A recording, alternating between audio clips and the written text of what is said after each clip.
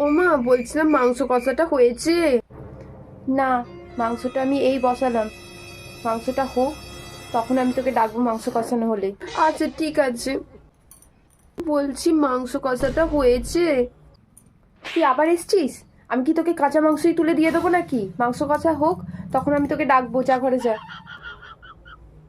উফ, বাপরে, মেয়েটার জ্বালায় একটু শান্তিতে রান্নাও করতে পারবো না, শুধু ডাকছে। ও মা, মনা তুই আবার এসছিস? আমি তো তোকে বললাম মাংস কষা এখনো হয়নি। এরম করলে তোকে আমি কিন্তু এক পিসও মাংস দেবো না। ঠিক আছে আসছি, ওরম বলো না, আমি মাংস খাবো। মেয়েটা আমার মাংস কষা করে আমার পাগল করে দিল। মায়ের তো এখনো মাংস কষানো হয়নি, আমি বরঞ্চ এই সুযোগ একটু ঘুমিয়ে নি। মনা, এই মনা, মাংস কষা হয়ে গেছে, চলে আয়, খাবি তো?